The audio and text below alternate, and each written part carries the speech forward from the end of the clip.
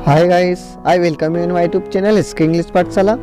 Guys, मैं आज आपको lesson 10 the balloon man class 8 MP board general English की यह सीरीज का वीडियो नंबर 3 है।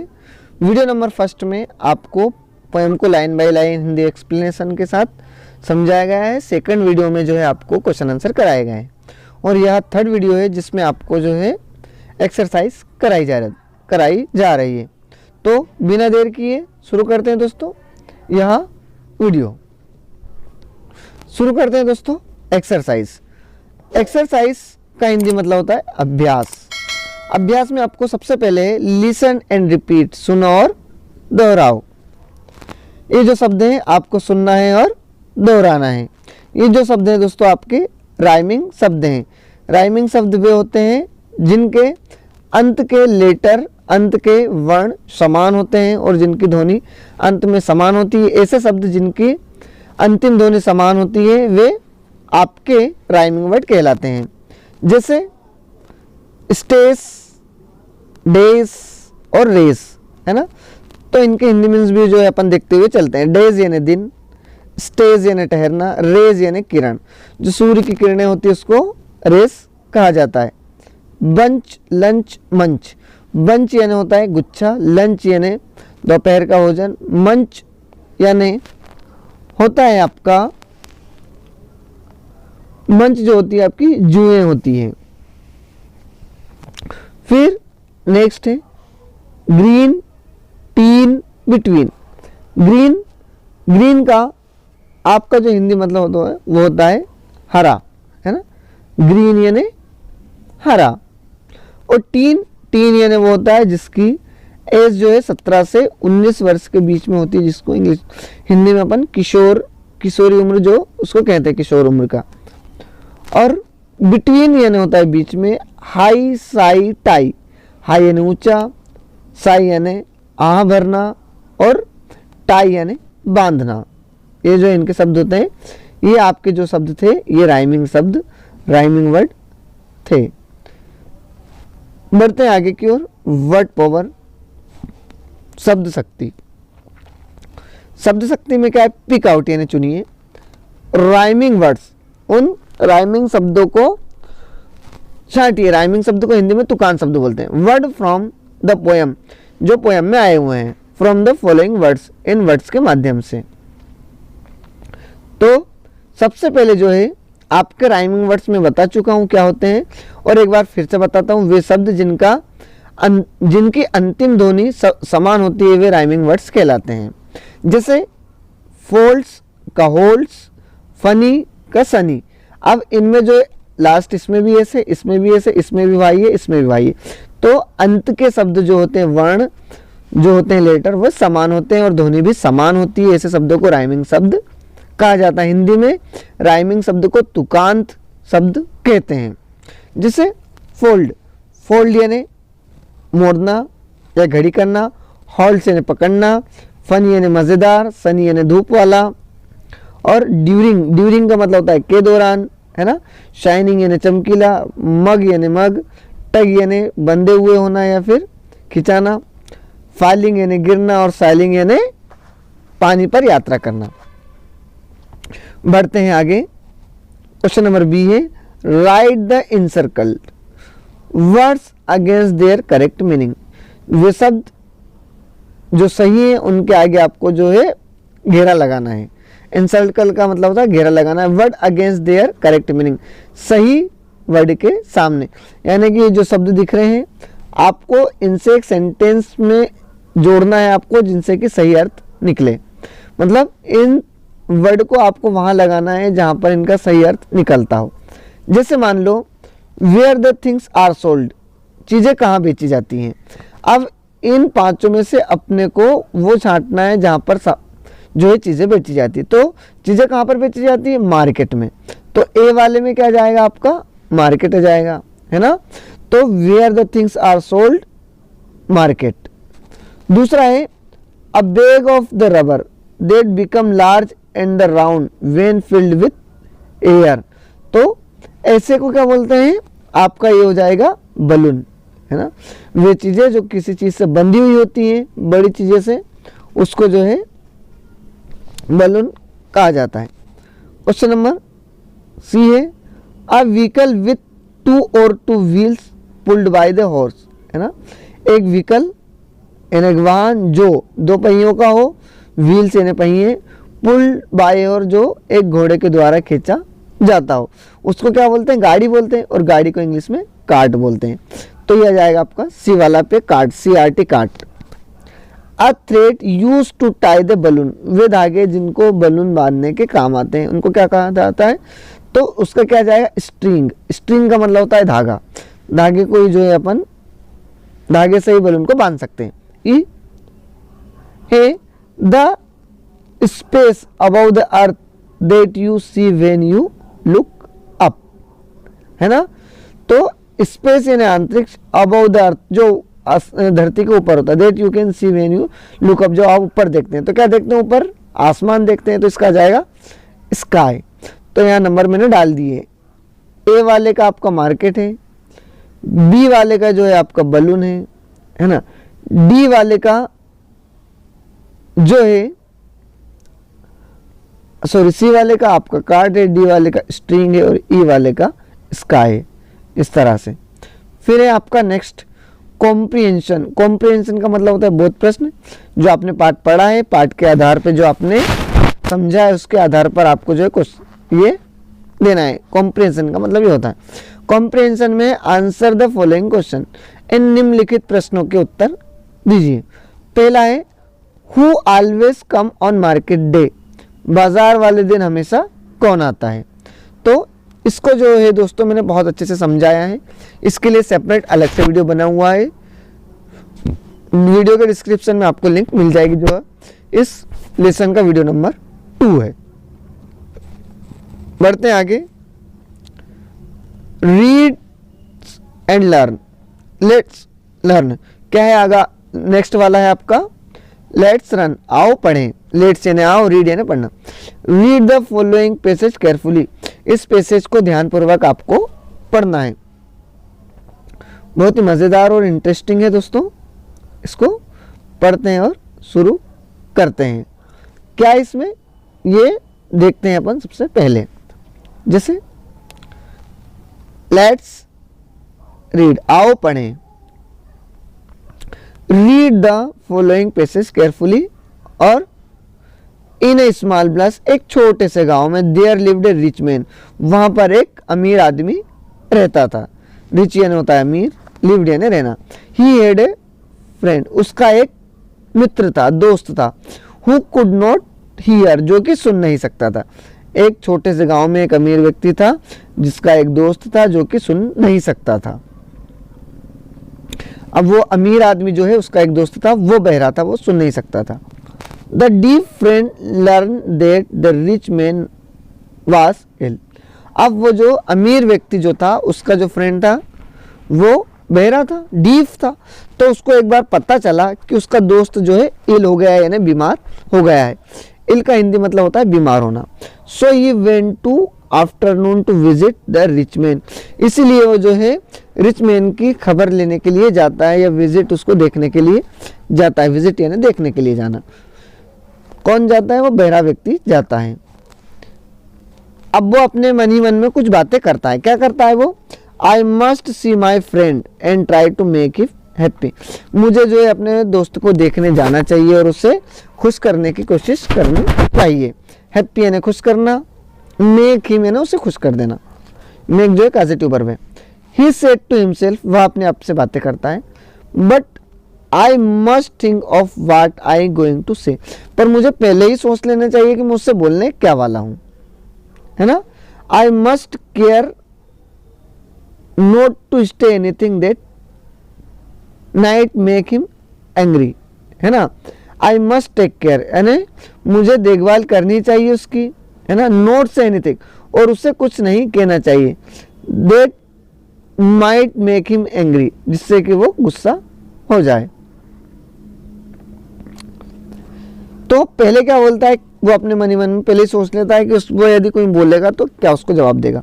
फर्स्ट आई आल, ये जो आप देख रहे हैं दोस्तों, आई और इससे जो है कोमा, इसको आई शेल का जो है शॉर्ट फॉर्म में जिसका जो है प्रेजेंट इंडिफिनिट में यूज हुआ है। फर्स्ट आई विल आस्क, मतलब मैं सबसे पहले उससे पूछूंगा well how are you today, आज तुम कैसे हो। ही विल आंसर, तो वह किस तरह से जवाब देगा।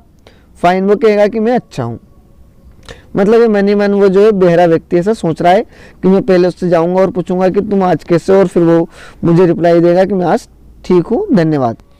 Then I will ask him about food, फिर मैं उससे जो है भोजन के बारे में पूछूंगा। He will say rice without Salt, वो फिर बोलेगा कि मैं चावल खा रहा हूँ बिना नमक के। एंड आई विल से, फिर मैं उससे कहूँगा दैट्स गुड फॉर यू, यह तुम्हारे लिए बहुत अच्छा है। I hope it help you, और आशा करता हूँ कि इससे तुम्हें मदद मिलेगी। देन आई विल आस्क, फिर मैं उससे पूछूंगा हु इज योर डॉक्टर, तुम्हारे डॉक्टर कौन है। And he will tell me such a person he is a doctor, और फिर वो जो मुझे डॉक्टर के बारे में बताएगा। And I will say him, और फिर मैं उससे कहूँगा I hope God will help him with his work, कि भगवान जो है उसके काम में मदद करे। किसके काम में, डॉक्टर के काम में। तो अब क्या होता है, वो ऐसा मन ही मन में सोच लेता है कि जो है वो कुछ सवाल करेगा और उसका रिप्लाई जो है वो जैसा चाहता है वैसा ही आए, लेकिन परंतु ऐसा नहीं होता है, वो रिप्लाई कुछ और देता है। जो रिप्लाई वो सोचता है बहरा व्यक्ति वैसा नहीं होता है। अब क्या होता है आगे पढ़ेंगे अपन। The deaf man reach the man sound sat down near the bed, अब वो जो है बहरा व्यक्ति उसके पास पहुंच जाता है, उसके घर पर, है ना, और उसके पास जाकर बैठ जाता है। नियर यानी पास, हिज बेड यानी उसके बिस्तर के, रिच मैन से यानी रिच मैन के। The rich man was took sick and not too happy, अब वो जो है वो अमीर व्यक्ति जो है बहुत ही ज़्यादा बीमार है और खुश नहीं है ना। Have something to talk to, और वो बात भी बहुत कम करता है, नहीं करता ही नहीं है। फिर वो बोलता है my dear friend how are you, मतलब बूढ़ा व्यक्ति फिर उससे पूछ रहा है कि तुम कैसे हो, है ना। आस्क द डीफ मैन, यानी किसने पूछा, ये उस बहरे व्यक्ति ने पूछा। क्या पूछा, कि तुम कैसे हो। तो रिच मैन आंसर देता है, क्या देता है, आई एम ट्रबल, कि मैं जो है I am trouble with the bed fever, कि मैं बहुत ही बुरी तरह से ग्रस्त हूँ बुखार से। कांट स्लीप एट नाइट, और मैं जो है अब रात में सो भी नहीं सकता हूँ। ये कौन बोलता है, ये आंसर द रिच मैन, ये अमीर आदमी रिप्लाई देता है कि मैं रात में सो भी नहीं सकता हूँ और मैं बहुत बीमार हूँ। The deaf man smile and said, deaf man जो बहरा व्यक्ति है वो हंसता है, मुस्कुराता है और जवाब देता है वेरी गुड, बहुत अच्छे। I hope God will keep you this way, और मैं आशा करता हूँ कि भगवान तुम्हें इसी हालत में रखे। जबकि उसने इसका आंसर कुछ और ही सोचा था बूढ़े व्यक्ति, उस बहरे व्यक्ति ने, लेकिन वो जो है उसको सुने तो आती नहीं, तो वो हर कुछ बोल रहा है, उसने जो भी सोचा था वो। तो फिर और पूछता है उससे, देन आस्क्ड, फिर पूछता है व्हाट डू यू ईट, तुम क्या खाते हो। मतलब बहरा व्यक्ति खाता है कि कहता है कि तुम क्या खाते हो। तो बहरे व्यक्ति ने इसका क्या सोचा था कि वो कहेगा कि मैं चावल खाता हूँ बिना नमक के, लेकिन इसका रिप्लाई कुछ और ही होता है। क्या बोलता है, by this time rich man was angry, और दिस मैन वाज एंग्री, है ना। और इस समय जो है वो रिच मैन जो था बहुत ही गुस्से में हो गया था, है ना। तो गुस्से में बोल देता है, क्या बोलता है, the dust of the earth, कि मैं दो मिट्टी खाता हूँ, है ना। आंसर देना वो उत्तर देता है कि मैं मिट्टी खाता हूँ। दैट्स गुड फॉर यू, अब वो बोलता है कि तुम्हारे लिए बहुत ही अच्छा है। ऐसा कौन बोलता है, बूढ़ा, वो जो है बहरा व्यक्ति बोलता है कि तुम्हारे लिए बहुत ही अच्छा है। I hope it help you, और मैं आशा करता हूँ कि तुम्हें मदद करेगा। And tell me who is your doctor, और मुझे बताओ कि तुम्हारा डॉक्टर कौन है। ये कौन पूछ रहा है, वो बहरा व्यक्ति पूछ रहा है कि तुम्हारा डॉक्टर कौन है। तो वो चिल्लाकर कहता है, क्राइड ने चिल्लाना, रिच मैन ने, अमीर आदमी चिल्लाकर कहता है डेथ हिमसेल्फ, कि मृत्यु जो है मेरी डॉक्टर है। डेथ यानी मृत्यु, हिमसेल्फ यानी वो खुद डॉक्टर है। तो फिर वो बहरा व्यक्ति क्या कहता है, ओ दैट्स गुड, बहुत अच्छे। Said deaf man, I hope good God will help him, और मैं आशा करता हूँ कि भगवान उसकी मदद करे उसके कार्य में। और वो जो है घर अपने वापस लौट गया। ये आपका पैसेज था दोस्तों। अब बढ़ते हैं इसके क्वेश्चन आंसर की तरफ। आंसर द फॉलोइंग क्वेश्चंस, इन निम्नलिखित प्रश्नों के उत्तर दीजिए। पहला है where did the rich man live, तो वो जो है रिच मैन कहाँ रहता था, तो उसका आंसर है रिच मैन यानी अमीर आदमी, उसका आंसर आपका यहां से होगा। इन ए स्मॉल विलेज, है ना, there lived a rich man, यहां तक का आपका। In a small village there lived a rich man, एक अमीर आदमी रहता था एक छोटे से गांव में। दूसरा क्वेश्चन है आपका, why did the friend go to visit to rich man, वो जो बहरा व्यक्ति जो था वो उससे मिलने के लिए क्यों गया अमीर व्यक्ति से, क्यों, क्योंकि उसकी तबीयत खराब थी, है ना। तो इसका आंसर होगा the deaf man learn that the rich man was so ill, यानी डीफ मैन यानी उस बहरे व्यक्ति को पता चला कि वो जो है बहुत बीमार है, तो इसका इल तक आपका आंसर हो जाएगा। फिर बढ़ते हैं आगे की ओर। थर्ड वाला है fill in the blanks with the correct word given the bracket, bracket में जो है सही शब्द छांट कर लिखे ब्रैकेट में से। पहला है द मैन वाज इल, अब बीमार कौन था, डीफ यानी बहरा, रिच यानी अमीर, कौन था, तो रिच यानी अमीर, तो इसमें क्या जाएगा आपका रिच आ जाएगा यहाँ पर। The rich man was ill, वो अमीर आदमी जो है बीमार था। The deaf man wanted to make the rich man, है ना, तो वो जो बहरा व्यक्ति था वो उसको क्या करना चाहता था, खुश करना चाहता था या दुखी करना चाहता, किस तरह से देखना चाहता था उसको, यानी वो जो बूढ़ा जो बहरा व्यक्ति था वो उसको क्या करना चाहता था, खुश करना चाहता था, तो हैप्पी आ जाएगा। The deaf man wanted to make him the rich man happy. फिर आपका है नेक्स्ट वाला, say whether the following statement are true और फॉल्स, आपको जो स्टेटमेंट जो कथन दिए गए हैं उनको बताना है वे सत्य हैं या गलत हैं। फॉल्स यानी गलत और ट्रू यानी सत्य।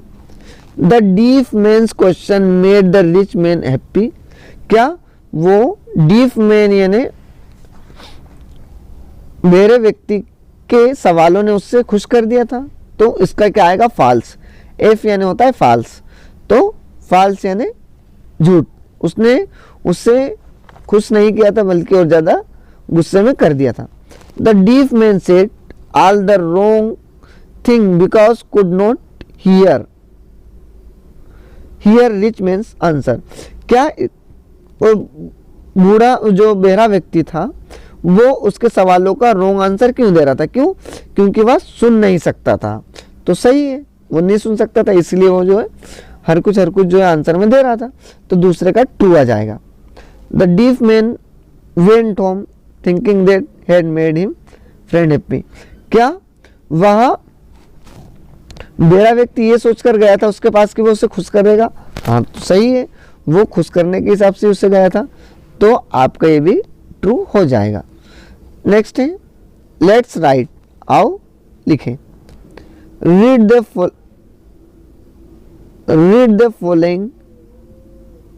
The carefully second stanza of the poem, जो दूसरा पद है पोएम का उसको पढ़ना है ध्यानपूर्वक, केयरफुली ध्यानपूर्वक।